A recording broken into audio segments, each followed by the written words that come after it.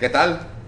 Buenas noches tengan todos ustedes. Qué gusto de nuevo saludarles y gracias por los comentarios que pues han llegado al club por este taller, sobre todo por la terminación la semana pasada del Juárez y el Imperio.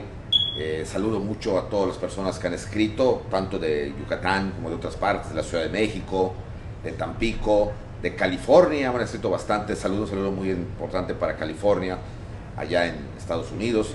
Y para todos aquellos que les gusta mucho la historia, pues es para ustedes está dedicado esto.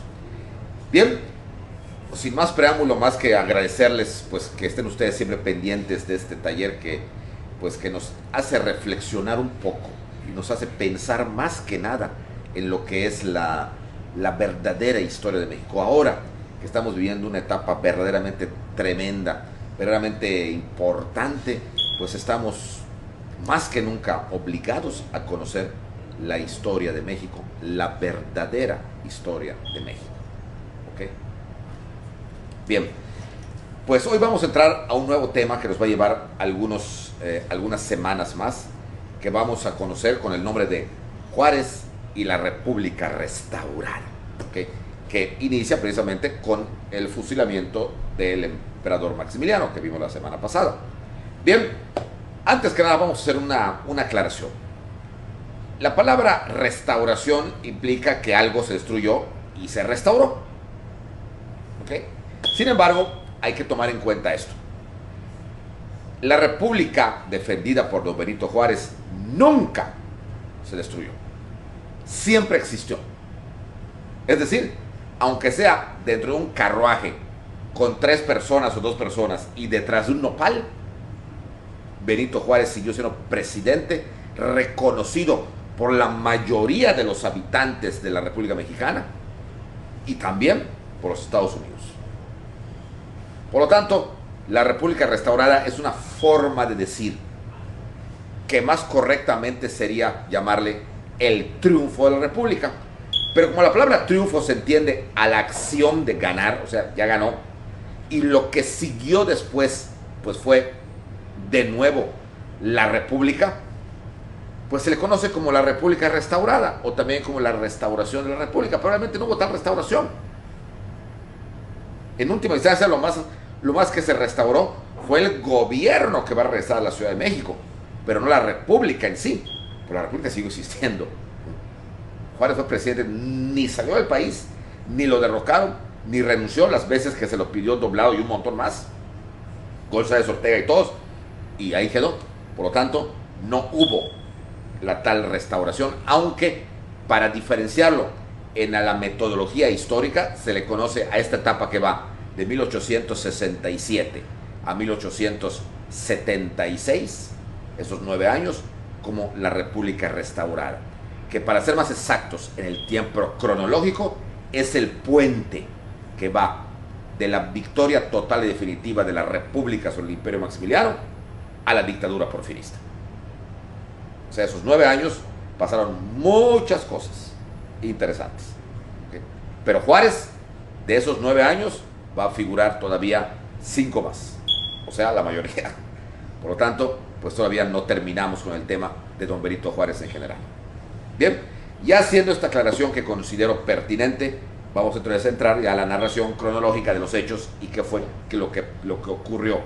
La vez pasada lo que comenté de cómo enterraron a Maximiliano, donde lo enterraron, a Miramón, a Mejía, todos esos, fue para epilogar a los personajes principales, pero no para epilogar el momento histórico. Eso va a continuar. Bien, Maximiliano fue fusilado el 19 de junio a las 7:15 de la mañana más o menos, ya era cadáver. Y a las 8 de la mañana ya estaban entrando los cadáveres a Querétaro para ser entregados a sus familias, en el caso de Miramón o en el caso de Mejía, y en el caso de Maximiliano, pues para ser embalsamado, como ya lo comentamos la semana pasada. Bien, Juárez en San Luis, ¿okay? Es avisado por telegrama a eso de las 8 de la mañana, que ya Maximiliano, Miramón y Mejía habían sido fusilados, ¿okay? Y se decretaba oficialmente su muerte. Por lo tanto, él se prepara sus maletas para dejar San Luis y proseguir su camino unos días después rumbo a la capital. Bien, esto ocurría en esa área, pero no olvidemos de otra área, México, la Ciudad de México. ¿Qué pasaba en México? Bien, vamos a recordarlo. Porfirio Díaz, el joven Porfirio, había derrotado a Leonardo Márquez en la batalla del 2 de abril y había sitiado a la Ciudad de México alrededor del 8 de abril de ese mismo año, del 67. Encerrado ahí adentro estaba Márquez como jefe militar y político, Santiago Vidaurri, encargado de la administración, y el padre Fischer, que era el que tenía plenos poderes de Maximiliano, más la corte de conservadores que no se fueron, porque les quiero informar que cuando se van los franceses, como pasa siempre, las ratas abandonan primero el barco, y la mayoría de los involucrados en el imperio, la creación del imperio Maximiliano, mexicanos, se pelaron con los franceses. O sea, vean ustedes la calaña de esos conservadores. Querían que se quede Maximiliano, que se quede, para salvarse. Ellos, al fin de cuentas, se quedan, pero ellos razonan que no tenía oportunidad y se pelan. Un 70-75% de los involucrados en el Partido Conservador, que habían peleado contra Juárez toda la vida y que habían apoyado el imperio y que habían ido a Francia y que habían hecho todo el relajo con Estrada y con José Manuel Hidalgo, que habían regresado a México, se pelaron. Por eso hay muchos enterrados en los diferentes cementerios antiguos e históricos de París, porque la mayoría se fue a vivir a París, uno que otro a España y uno más por allá a Italia, pero se pelaron. O sea, que me parece un verdadero cinismo que la historia conservadora le echa la culpa únicamente a Napoleón de haber abandonado a Maximiliano, cuando también lo abandonaron el Partido Conservador. ¿Quiénes se quedaron a apoyarlo? Los militares conservadores, que más que para apoyarlo, estaban ellos tratando de salvarse, ellos venciendo en una última batalla, en la batalla definitiva a Juárez. No pudieron, se inmolaron, porque eso fue, no iban a ganar. Los conservadores estaban peleando ya contra el tiempo, y ese tiempo, y el tiempo pierde, o sea, hasta Superman. Entonces tenían que perder, y por eso mismo, perdieron. Bien, pero quedaban los conservadores de que se habían quedado y estaban dentro de la Ciudad de México. Y ahí aguantaron el sitio de Porfirio Díaz todo abril, todo mayo y todo junio.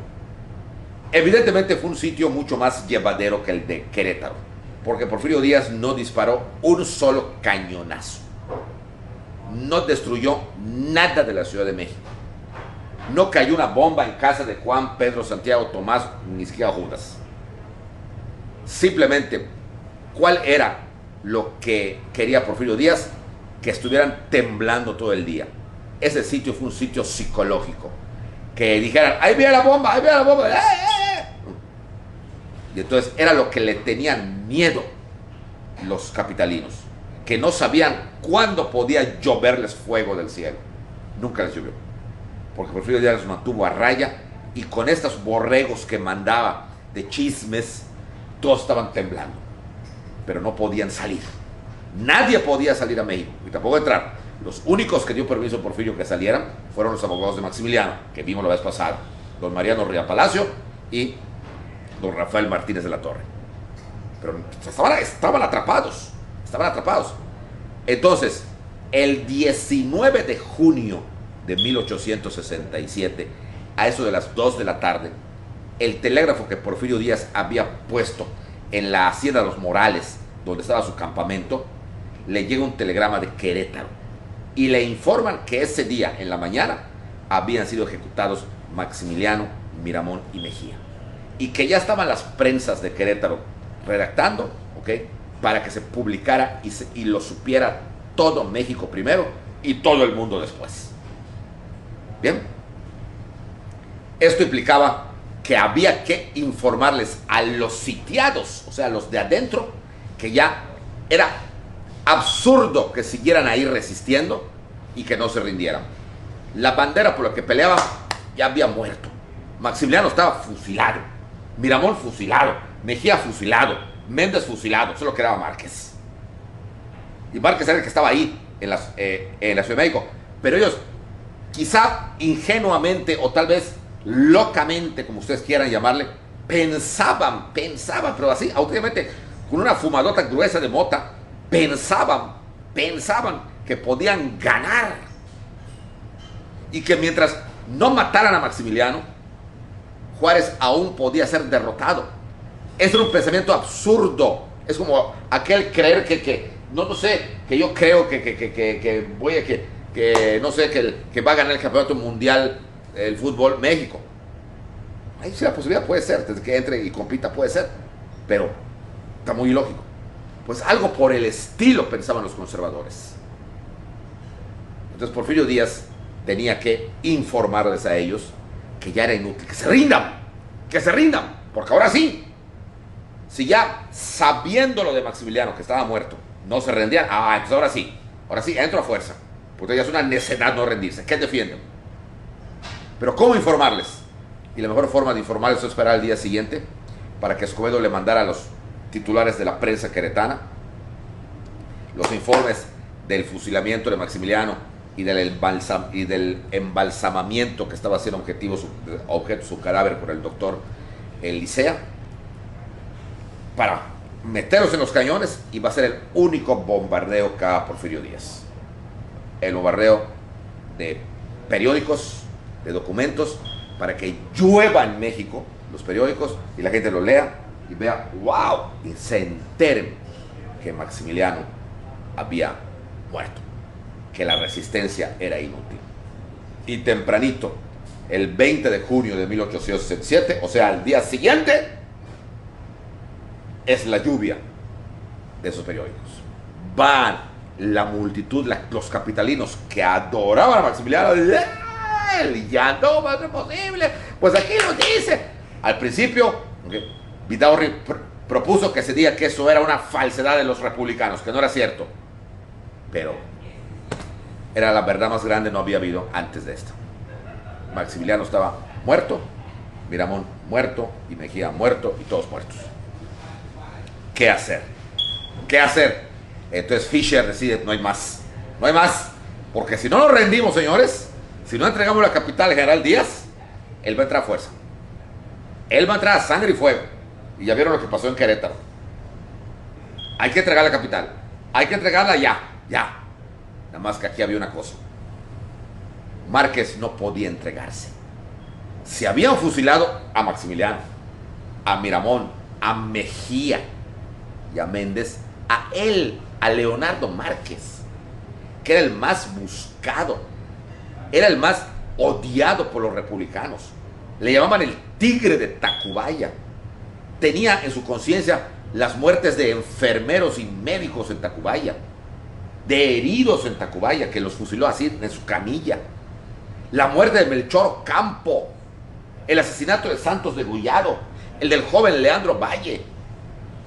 O sea, tenía todo un historial que querían cobrárselo los republicanos. Es más, se dice que Juárez, cuando supo que estaban presos todos ellos, Maximiliano, Miramón, Mejía y todos, que le preguntó Lerdo, en la lista no veo a Leonardo Márquez. ¿Qué pasó con ese chacal? No sabían que se había pelado a México. Y que Juárez dice, no lo sé, por alguna cuestión que no me es clara, dijo Benito Juárez, salió de Querétaro y parece que está en México. Maldito ese, debería estar con ellos ahorita para que fuera fusilado. Y que Juárez le contesta, no te preocupes, Sebastián, ya le llegará su hora, como a todos los traidores. Ahí se equivocó Benito, porque nunca le llegó su hora. Bueno, pero en fin, entonces Márquez, pero en ese momento Márquez estaba muerto de miedo. Si rendía la plaza como era lo lógico, Márquez no, él lo sabía, no tenía el chance de que ya me entregué, oye, derecho de guerra, derecho de gentes, me estoy entregando, soy general, que me respeten la vida, para nada, lo iban a agarrar y quién sabe qué le iban a hacer con su cadáver. Tenía amigo, y por el estilo andaba Vidaurri, porque Vidaurri, recuerden que había sido amigo de Juárez durante la guerra de Reforma, y luego se acuerdan que un capítulo entero lo dedicamos a Juárez en Monterrey, y cómo Vidaurri le hizo la vida imposible a Benito Juárez en Monterrey. Y luego Vidaurri se pasó al imperio. O sea, también lo sabía Vidaurri, que también tenía quizá menos odio popular, pero sí personal. Juárez quizá personalmente no odiara a Márquez, odiaba más a Vidaurri, pero Márquez sabía que el populacho, la soldadesca, Porfirio Díaz y todos los militares le tenían ganas.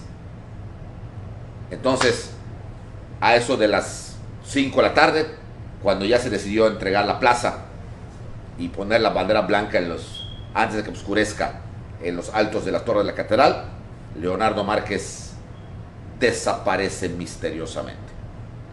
Y algo por el estilo ocurre con Vidaurri, dejando solo al padre Fischer en este trance tan tremendo.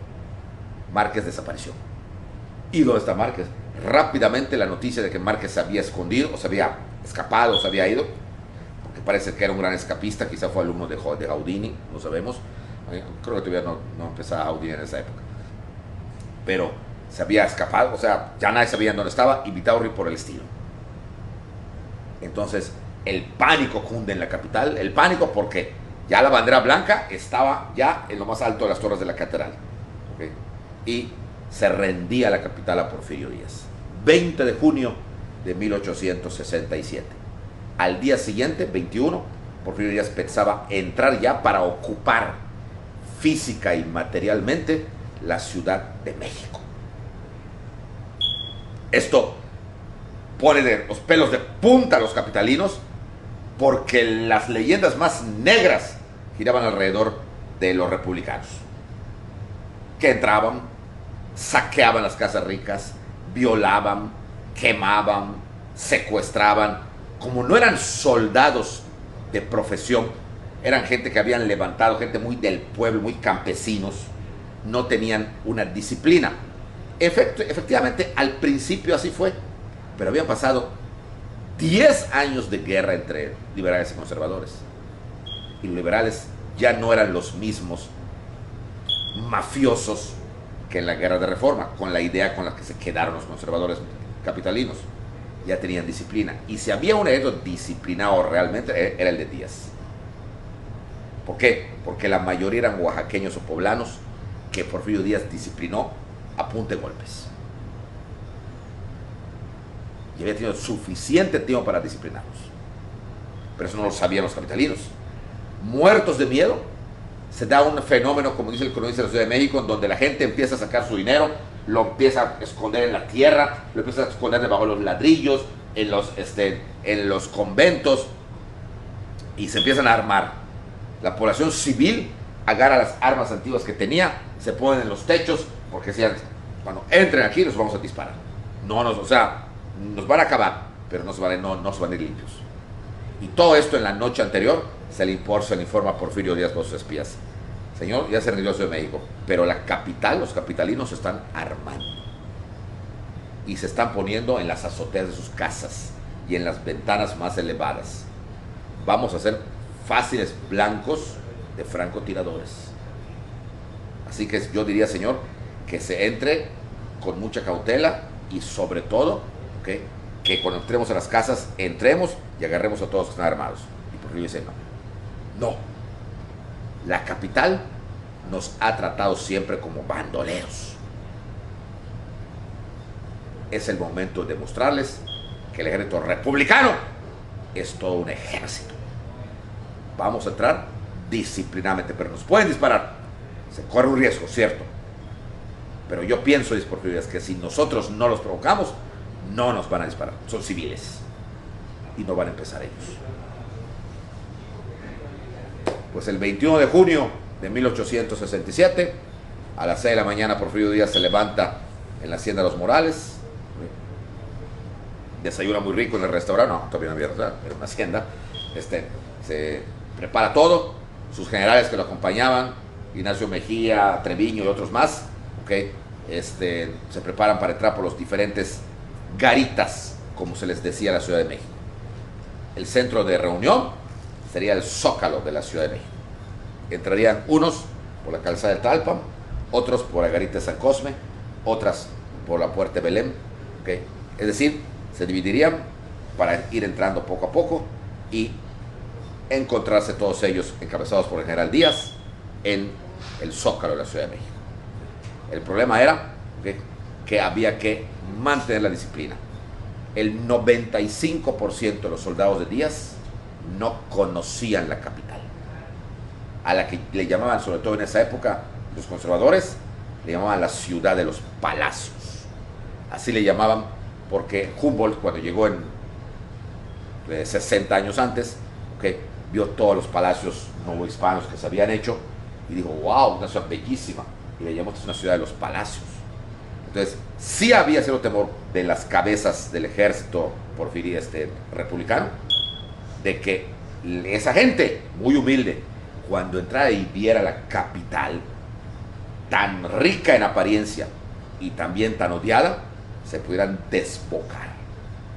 Entonces Díaz va a informar a sus generales: señores, tienen todo el derecho de fusilar al primer soldado raso que se salga de línea, al primer soldado que entre a una casa, ¿okay?, lo fusilan ahí mismo. Nada de cortes ni nada, lo fusilan. Tenemos que demostrar que somos disciplinados y no provocarlos. Mis espías me han dicho que están en los techos de las casas donde vamos a pasar, y va a haber más de 1000 rifles que nos estén apuntando. Señor, si uno dispara, va a haber una hecatombe. No van a disparar, dice Díaz. Son civiles y tienen más miedo que nosotros. Ellos van a esperar a que nosotros invadamos su privacidad, sus hogares. Y eso es lo que no va a pasar. Tenemos que entrar. ¿Y por qué está usted tan seguro? Por una razón. Díaz era inteligentísimo, ¿eh? Por una razón. Porque durante 3 meses no disparamos un tiro. No les caemos tan mal. Tiene esperanza en nosotros. Pudimos destruir la Ciudad de México, pudimos bombardear y hacer lo que quisiéramos en 3 meses. Y no lo hicimos. Tanto ellos como nosotros no vamos a manchar lo que ya se hizo. Sobre todo que sería absurdo que cuando ya terminó esta guerra, ya están muertos los cabecillas, nosotros manchemos los laureles del Homberito y los laureles de la patria. Señor, ojalá que ningún francotirador le tire sobre todo a usted. Esperemos que no. ¿Qué hacemos con los que se entregan? El padre Fischer, Lacunza, Lares y todos esos señores. Mientras sean civiles, se entreguen prisioneros y ya decidiré yo. Al que quiero es a Márquez, que está allá adentro. También me informan que está ahí Santiago Vidaurri, el exgobernador de Nuevo León, traidor que se pasó al imperio cuando era muy amigo del señor presidente. También lo quiero vivo. A ellos sí, los aprenden, ¿ok?, los amarran y los van a llevar a la cárcel de Belén. Yo ahí daré instrucciones. Los demás no. A Fischer no. Y a las 9 de la mañana, ¿ok?, Porfirio Díaz del banderazo. Señores, vamos a entrar a Ciudad de México, ¿ok? Muchos de ustedes la van a conocer por primera vez, pero guay de aquel que rompa la fila sin órdenes del general y sobre todo que entre a alguna propiedad privada. Vamos a caminar por las calles de la Ciudad de México y nos vamos a juntar en el Zócalo de la Ciudad de México. El que entre a una propiedad privada sin permiso será ejecutado inmediatamente. Así que eso va para los generales. Muy inteligentemente llamaron a 3 o 4 soldados amigos suyos rasos y les digo: ustedes vigilen, ustedes bien, si ven que alguien se quiere meter, los detienen antes de que los fusilen. Muy bien. Y a las 9 de la mañana empieza el desfile triunfal. Porfirio Díaz, desde la parte norte más o menos por donde anda la escena de los Morales, va a entrar. Los demás por los diferentes lugares que ya comenté. Los capitalinos estaban encerrados en sus casas.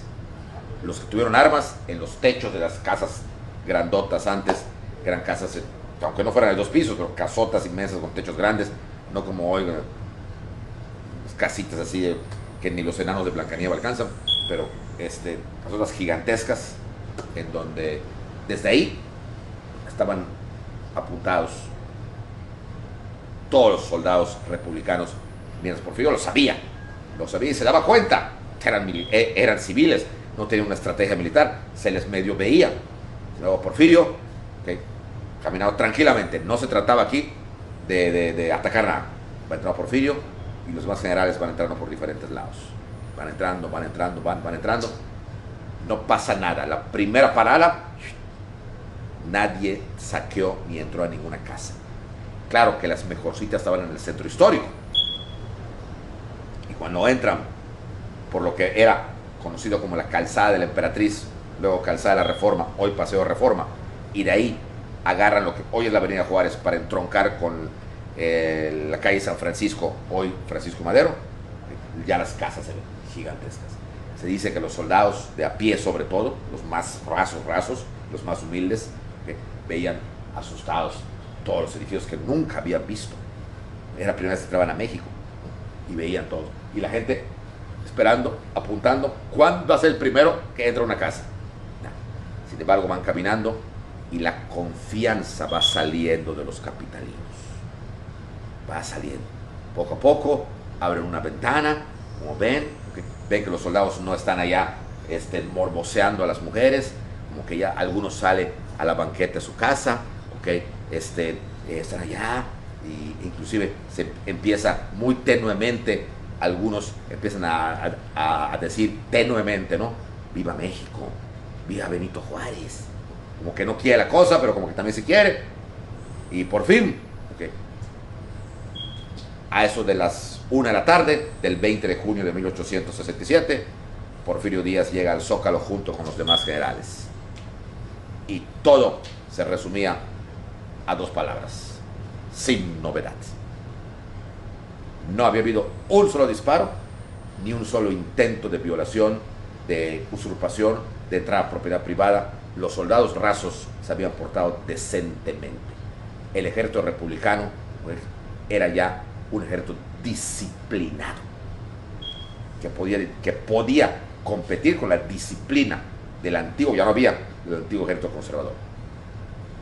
Ahí mismo, en el Zócalo, Porfirio Díaz, con su estado mayor militar, entra al palacio que hasta ese momento le llamaban imperial, y que por el simple hecho de tomarlo los liberales vuelve a llamarse Palacio Nacional.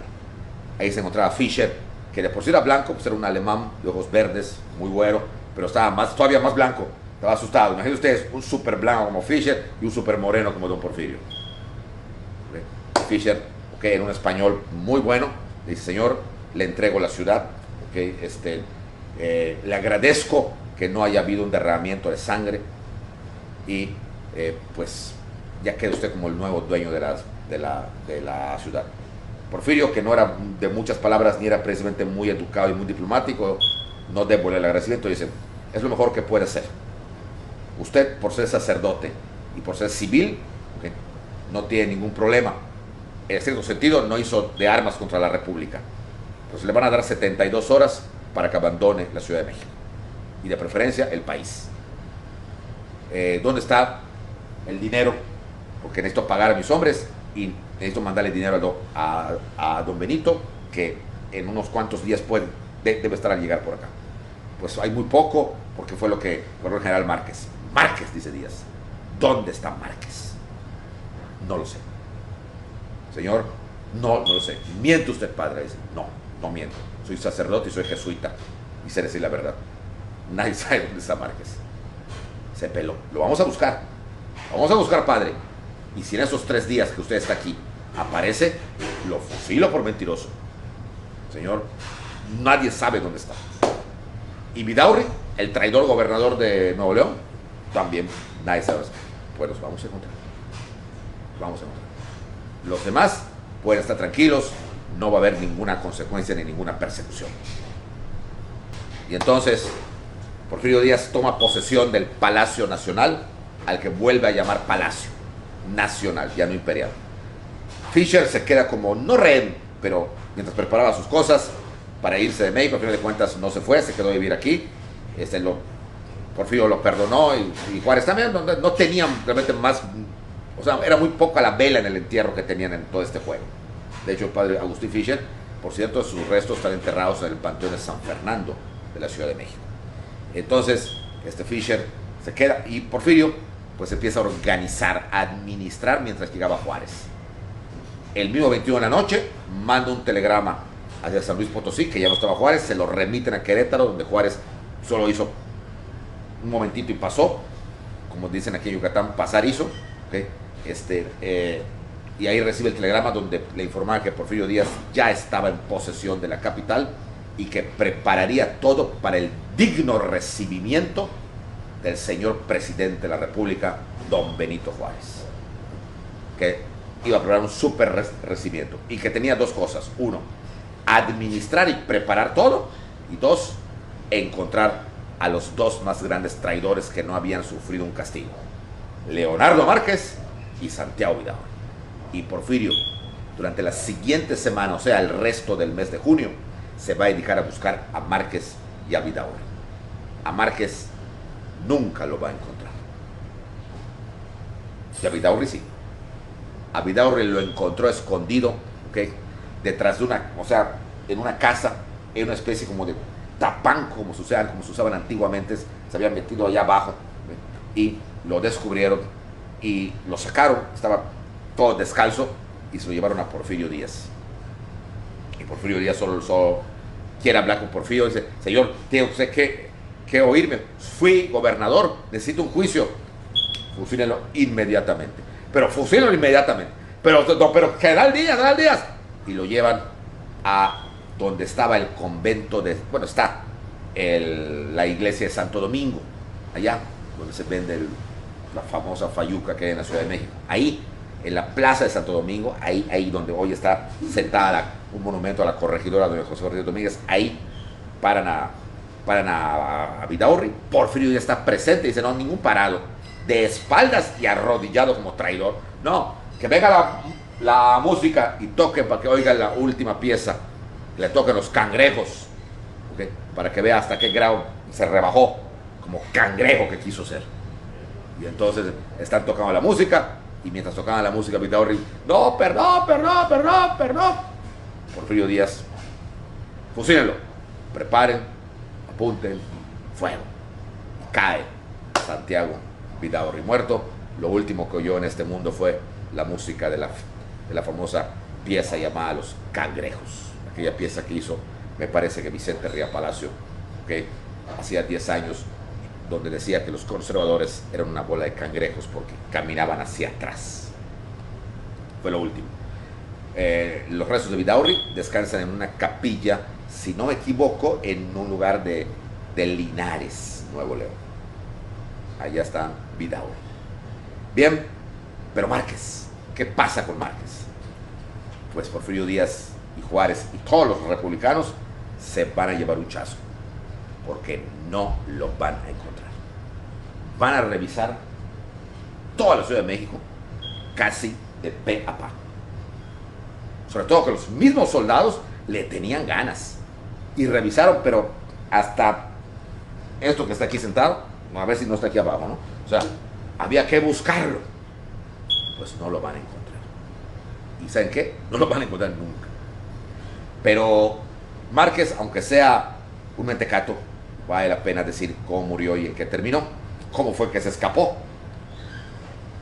Hoy en día ya se sabe qué fue de Márquez y cómo fue que logró burlar la Guardia Republicana y burlar la búsqueda implacable, como una película famosa, de Porfirio Díaz. Márquez, el día que desaparece, se va a meter al famoso cementerio o panteón, como se le llama en México principalmente, Panteón de Dolores. El Panteón de Dolores hoy en día es un panteón de los más grandes que hay en México, que están muy céntricos, porque el Panteón de Dolores está junto a Chapultepec, casi atrás de Los Pinos. Ahí están muchas personas enterradas, y de hecho ahí se encuentra la famosa rotonda de los mexicanos ilustres. Ahí están muchos mexicanos conocidos, como pues ahí están enterrados Diego Rivera, Mariano Escobedo, José María Iglesias, Sebastián Lerdo Tejada. Hay muchos que están por allá, hay muchos, y no recuerdo quién más está. Algunos, me parece que hay algún yucateco por allá, pero no recuerdo quién. También está enterrado por allá Agustín Lara también. Hay muchos que están por allá. Es una rotonda, muchos artistas, muchos pintores, en fin. Bueno, pero la rotonda no existía en esa época, ¿no? Era el panteón meramente. Pues él se mete al panteón, se mete al panteón, se mete y ve una tumba abierta. Se tira a la tumba. Se tira a la tumba, lo acompañaba un criado, leal y fiel a Márquez como toda la vida. Se mete a la tumba, ¿ok? Y medio corre la lápida para tapar la tumba. Y le dice, aquí voy a estar. Hasta tú me vas a ir avisando a qué momento puedo salir. ¿Okay? Y todos los días vente por acá. Y como si nada, pasas por acá y me tiras agua, me tiras comida, algo por el estilo. Y me vas informando aquí yo voy a estar aquí.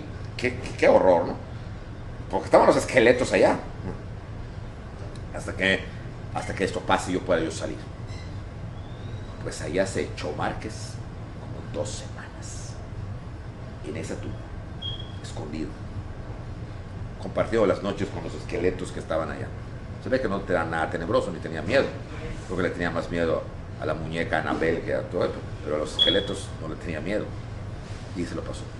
Y efectivamente, se dice que el criado pasaba y le tiraba agua, le tiraba tumba, y seguía caminando. Nadie se dio cuenta nunca. Y nunca lo van a buscar dentro de una tumba. ¿Quién se lo iba a imaginar? Nadie. Porfirio Díaz no lo va a buscar. Lo buscó en todos lados, menos allá. Nunca lo buscó en una necrópolis. Jamás, porque nunca se lo imaginó. Por fin, cuando cesa la búsqueda, porque efectivamente pasa, la búsqueda cesa, entonces Márquez una noche sale ayudado por su criado. El criado le había pasado unos cuchillos muy finos, se había cortado la barba, se había rapado el pelo, y el criado le había tirado como una peluca de mujer y unos vestidos chulos. Y Márquez va a vestirse de mujer. Con ese traje va a lograr llegar a Veracruz, y de ahí va a lograr que alguien sin papeles lo meta a un barco, quien lo lleva a La Habana, y de La Habana se traslada a Nueva York. En pocas palabras, se les peló Leonardo Márquez. Cuando se enteran, Márquez vivía en la ciudad de Nueva York tranquilamente. Así estaban las cosas. Pues así las cosas, jamás lo van a agarrar. Pero nada más que, ¿cómo termina Márquez? Entonces ahí se muere. No se muere allá. O sea, bueno, sí se muere allá, pero no, ahí te van a ver. Pasan los años, pasa lo que les conté yo de Escobedo, de López, que diga la verdad, y pasan los años. Y ya, por ahí de 1908, un poquito antes, 1905, Márquez ya está muy viejito, y su familia, pues ya está allá con él, y ya él empieza a añorar la patria. Y él quiere volver y morir en su patria. Y entonces le pide a su familia que hagan los trámites para un indulto, para que el presidente le conceda el indulto y volver a México a morir en México. Él lo que quiere es morir en su patria. Se hacen los trámites, pero de veras que cómo cambian las cosas, cómo pasa la vida y cómo cambia todo. Para los primeros años del siglo XX, para nadie es un secreto, el presidente de México era otro viejito, Porfirio Díaz. Veas que la historia es una película, toda la de México. Porfirio Díaz era el presidente, era el que tenía que dar el indulto para que Márquez pudiera volver, y era el que 30 años antes lo había estado busca para dar en la torre y no lo había encontrado. Y ahora resulta que le pedían chance. No podemos saber si por las circunstancias, no podemos saber si porque ya los dos eran unos ancianos, no podemos saber los pensamientos internos de cada uno de ellos. Podemos ver los externos, pero los internos queda al arbitrio del historiador. El hecho es que las circunstancias de 1867 no eran las mismas que las de 1901 o 2. Habían cambiado por completo. Para empezar, ya no existía el Partido Conservador. Ya era un hecho que los conservadores estaban más muertos de quien sabe qué. En México, pocos vivían de esa época, entre ellos Porfirio Díaz. Y entonces las circunstancias eran otras. México estaba muy por arriba de la media común del mundo. En fin, era otro México, otras circunstancias, otra política y otra edad. Y Porfirio, o don Porfirio ya como se le decía en esa época, concede el indulto. Y Leonardo Márquez vuelve a pisar tierra mexicana después de tantos años de haber estado en Estados Unidos. Si ustedes van a la hemeroteca José Vasconcelos, que se encuentra en la Ciudadela de la Ciudad de México, verán que hubo muchísimas protestas. Los mismos republicanos, algunos ancianitos o los hijos de los antiguos republicanos protestaron precisamente porque cómo era posible que se olvidara de un plumazo todos los crímenes que había hecho Leonardo Márquez, y criticaban a Porfirio Díaz. Era decirle no, no, no, no, no y no.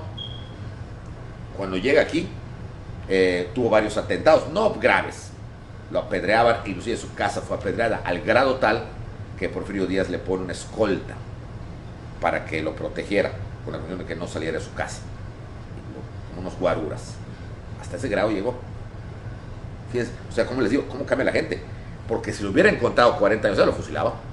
Lo fusilaba. Pero lo encontró 40 años después. Cambió la cosa. Por eso hay un refrán que dice, no es lo mismo Superman que Superman 20 años después. Y no solo se está refiriendo este refrán a la fuerza, sino también a la mente. Las cosas cambian.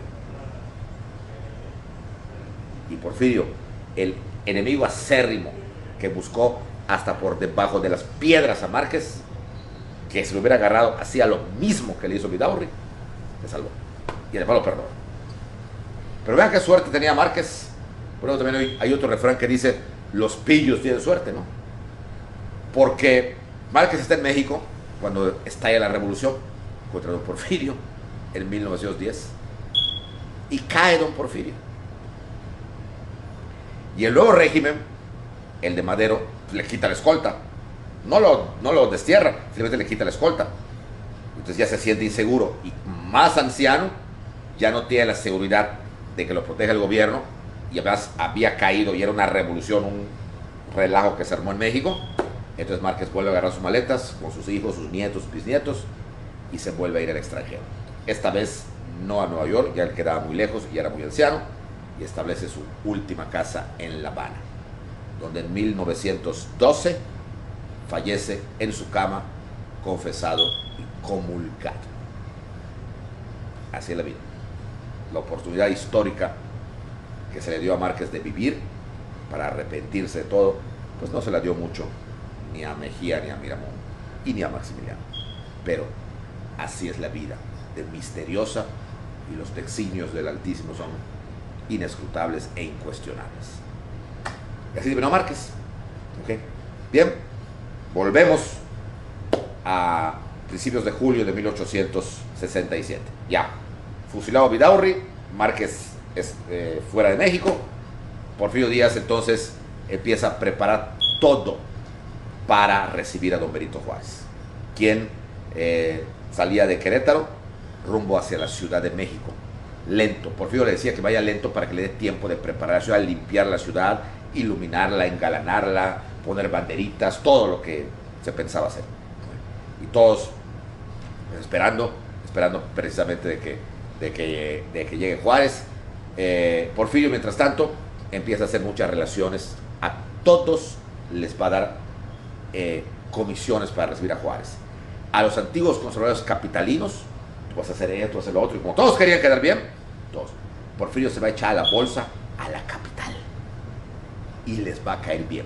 Tan es así que los más prominentes, conspicuos conservadores lo van a empezar a invitar a cenas, a que dé unas palabras, el general Díaz, el representante de Juárez. O sea, todos los conservadores lo que querían era borrar su pasado conservador, y siempre hemos sido liberales, siempre hemos sido. O sea, así la cosa, así es la cosa. Siempre hemos sido. Entonces, la situación, pues, se estaba echando Porfirio a la bolsa a todos, y él estaba quedando extraordinariamente bien, pero perfectamente bien en la Ciudad de México. Súper bien, súper bien, súper bien. Mientras Juárez, avanzaba lentamente y Porfirio estaba iluminando y engalanando todo el camino por donde Juárez entraría. Porque entraría por la parte de Tlalpan. Ahí va a ser su última parada, bueno, la penúltima. En Tlalpan, ahí se va a entrevistar con Porfirio Díaz para decirle, para que ella en persona esté listo todo. Y luego Chapultepec, donde Juárez va a dormir una noche, no le gustó, y luego va a entrar a México. Bien. Pues entonces Juárez llega hasta las afueras de México, a lo que antes era el pueblo de Tlalpan. De ahí se establece Don Benito, ya viendo cercanamente la Ciudad de México después de 4 años de haber salido. Por fin regresaba Benito Juárez y ahí se entrevista con Porfirio Díaz, su antiguo alumno, amigo y hasta ese momento el buen Porfirio. Se dan un abrazo, Benito Juárez y Porfirio Díaz, y en donde Porfirio le informa cómo está todo. Y le dice, mi buen Porfirio, has hecho todo magnífico. Lo único que me queda por reclamarte es que fusilaste a Vidaurri sin mi autorización. Y le dice Porfirio, señor presidente, usted iba a autorizármelo de todas maneras, pero era necesario fusilar a ese traidor y no darle ni un minuto de tiempo. Fue encontrado escondido en flagrancia y se le fusiló aún descalzo. Ven, pasaremos por alto esto, Porfirio le dice. Una pregunta, me dicen que has recolectado el dinero, así es, y no será posible que me puedas apoyar. Mi escolta y mis soldados, que son muy pocos, hace más de 6 meses que no cobran, sin embargo están aquí. Hay algo, señor presidente, hay algo, y ahorita mismo se lo voy a repartir a usted para que usted lo reparta. Gracias, Porfirio. Un dato nada más para que nos fijemos: la honestidad en manejar los dineros, una honestidad que hoy estamos a 1000 años luz de repetir, sobre todo los gobernantes. O sea, cómo es que él tenía y se la dio a Juárez, y Juárez le pagó a su escolta y a los que les debía dinero. Y después de esto le dice Porfirio, señor, estamos a unos detallitos de preparar su entrada triunfal. He conseguido un carruaje descubierto porque usted está muy dado en la torre, hay que llevarlo para que lo laven allá muy bien, a algún lugar para que le den una buena chaneada, pero le consigo un carruaje descubierto porque la gente lo va a querer ver. Pero nos falta un día más. Yo le aconsejo que duerma usted en Chapultepec, en el castillo. Está acondicionado y además pues para que usted dé fe de las cosas que por la prisa dejó Maximiliano, dejó Carlota y dejaron los conservadores, para que usted lo vea. No me gusta la idea, pero vamos a Chapultepec. Y entonces avanzan a Chapultepec y se dice que ese día, un día hizo Juárez en Chapultepec nada más, y durmió una vez, que no estuvo a gusto, no le gustaba Chapultepec. Juárez era muy sencillo, era el clásico republicano con una vida muy sencilla, y dicen que estuvo paseando Chapultepec viendo lo que hubiera sentido Maximiliano, vio los cuadros que se quedaron ahí, hasta hoy vemos nosotros, vio algunas cosas originales, porque hay muchas cosas que ya no lo son. La cama de Maximiliano, por ejemplo, pero la cama de Carlota, por ejemplo, que nos muestra, no es la de Carlota, es una copia, porque la cama original, ustedes saben dónde acabó. El presidente de México se la regaló a una amante, entonces ahí está. Bueno, entonces ahí quedó, y a la mañana siguiente, ya Porfirio Díaz tempranito había llevado a los soldados que habían subido a la rampa de Chapultepec para preparar el desfile. Ya estaba el carruaje descubierto en la puerta de Chapultepec, y ahí para que Juárez subiera. Juárez, Lerdo, Iglesias y el general Ignacio Mejía, que era el nuevo secretario de guerra que había nombrado Juárez en esos días, para entrar a la Ciudad de México.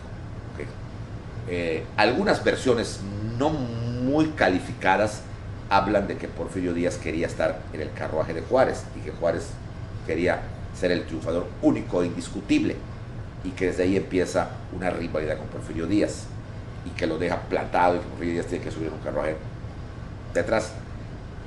Por las crónicas que hay, los periódicos de la época, parece que no fue así, sino que Porfirio Díaz fue el que encabeza como general en jefe el desfile, y por lo tanto, de ser así, Porfirio debió haber entrado a caballo abriendo el desfile. Y Juárez en un carruaje descubierto, no solo, como dice esta versión, sino al lado de Iglesias y de Lerdo y de Mejía, y Juárez parado en el carruaje. Por los dibujos de los personajes anónimos de esa época que hay, esta es la versión, no la que dejó plantado a Porfirio y que él solito entró en un carruaje. No, los dibujos que hay, se ve claramente a Juárez de pie en el carruaje descubierto, ¿okay?, agarrado de una para saludar a la gente, y sentado se ve claramente a Lerdo, a Sebastián Lerdo, a José María Iglesias, y un poquito más como escondido porque el mismo Juárez lo tapa, por así decir, a Ignacio Mejía. Por lo tanto, esta debió haber sido la verdadera versión. Juárez entra en un carruaje descubierto, acompañado en ese carruaje mínimo de Sebastián Lerdo Tejada y de José María Iglesias, y Porfirio encabezaba el desfile. Un desfile donde la Ciudad de México se volcó a recibir a Juárez. La multitud salió, rugió, gritó: ¡viva Benito Juárez! ¡Viva la República! Banderitas mexicanas, lluvia, confetis de 3 colores, Juárez saludando a todo el mundo, siempre con su cara muy seria, como siempre, no era muy acostumbrado a reírse, a lo sumo a sonreír, ¿no? Pues nunca se ría así, ¡ah! No, o sea, no era el guasón, o sea, definitivamente la gente lo aclamaba. Cuando entra a lo que es la calle San Francisco, que es la calle, hoy es calle peatonal, calle Madero, la multitud lo aclama hasta llegar al Zócalo de la Ciudad de México, para que Porfirio le entregase oficialmente, y ahí se cerraba el círculo, después de 4 años, entregarle el Palacio Nacional. Y es cuando Juárez se da cuenta que en el palacio no estaba la bandera. Dice Porfirio: ¿y la bandera? Aquí está, señor presidente, usted me la dio a guardar y ahora se la devuelvo. Y que Juárez le dice: pero Porfirio, ¿por qué no la izaste tú? Porque consideré que es un privilegio del presidente de la República, o sea, de usted. Muchas gracias, Porfirio. Entonces Juárez besa la bandera, la iza en lo alto del Palacio Nacional, y la multitud gritando: ¡viva México, viva México!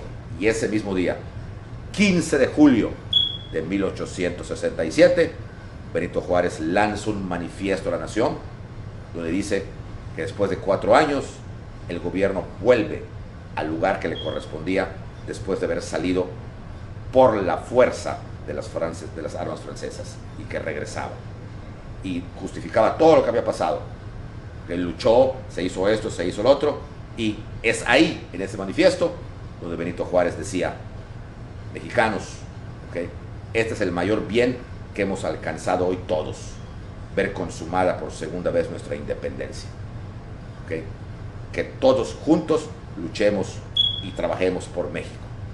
Entre los individuos, como entre las naciones, el respeto al derecho ajeno es la paz. Con esto se terminaba un ciclo, quizá el ciclo más importante y más bello de la historia de México, que, como dice el gran Fuentes Mares, fue una historia no política, una historia del arte, porque los que murieron y perdieron, murieron por una causa que ellos consideraban justa, no por la vil ambición, no por el vil poder, como va a ser luego en la revolución. Murieron por lo que ellos creían.